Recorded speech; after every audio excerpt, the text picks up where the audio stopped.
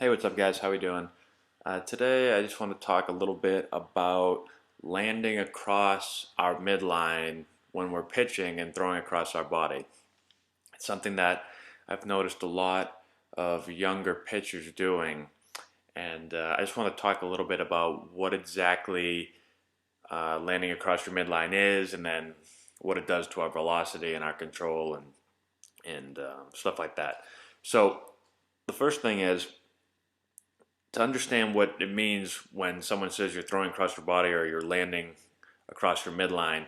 Basically is you're going to draw a line from when your back foot is posted up against the rubber, draw a line from your foot to the plate.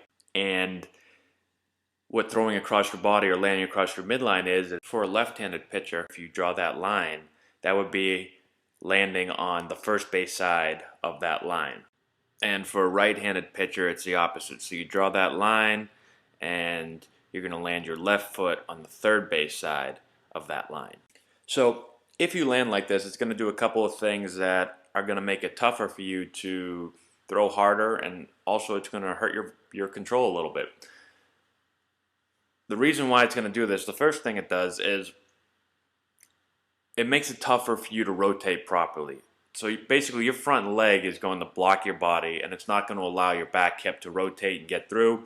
It's very similar if you're a hitter, or if you pitch and hit, you'll know what I'm talking about. A lot of hitters do the same thing. They'll stride into the plate.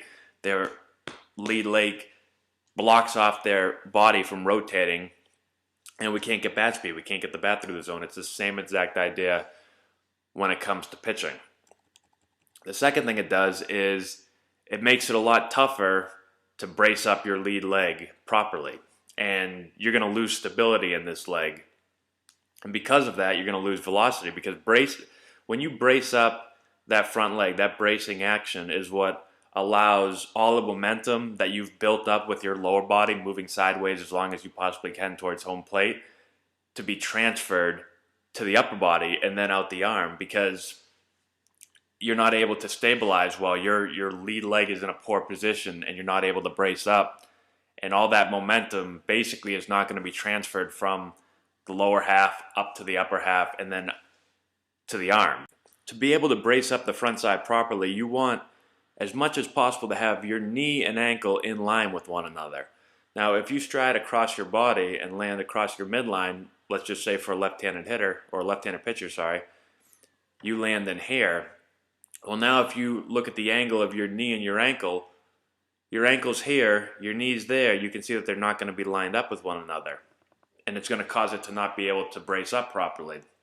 Your knee is going to slide around. It's not going to stiffen up when you want it to.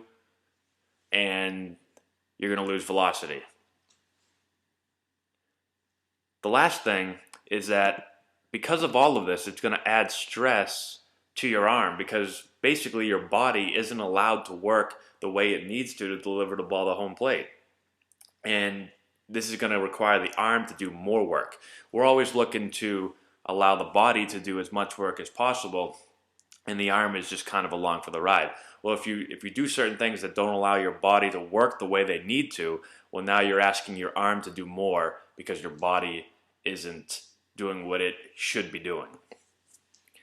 Now, why does this happen? This is something, like I said earlier, that I see a lot when I watch young pitchers throw, and I think it happens for a couple of reasons. The first thing is it's hard to tell where your front foot is landing when you're pitching. A lot of times you're unaware of it. You're just throwing and you're not really sure what's going on.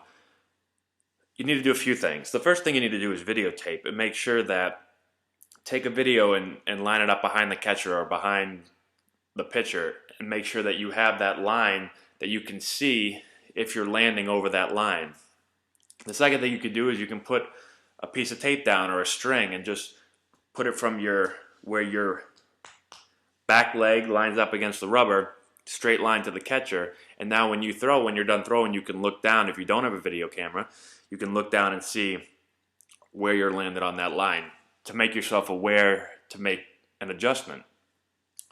Another reason why I think it happens a lot, especially in younger pitchers, is because young pitchers are told all the time to stay closed, stay closed, stay closed. And a lot of times pitchers don't understand.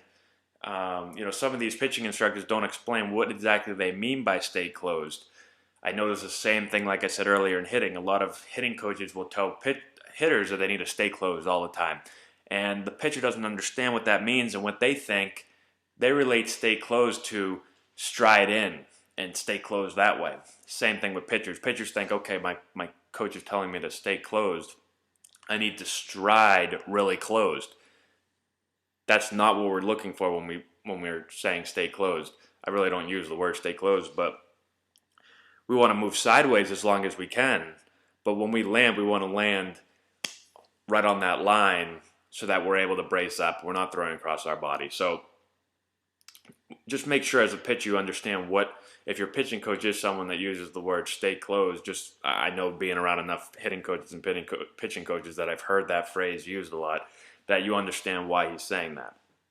So that's just a couple of things on making sure that you're not landing across your midline and throwing across your body. If you have any questions, let me know. I just wanted to get into that subject a little bit, just because it's something that I've seen come up a lot when I watch young pitchers throw. So I hope this helps out. Give it a shot. Make sure that you're not landing too far across your midline. All right? Good luck. We'll talk to you later.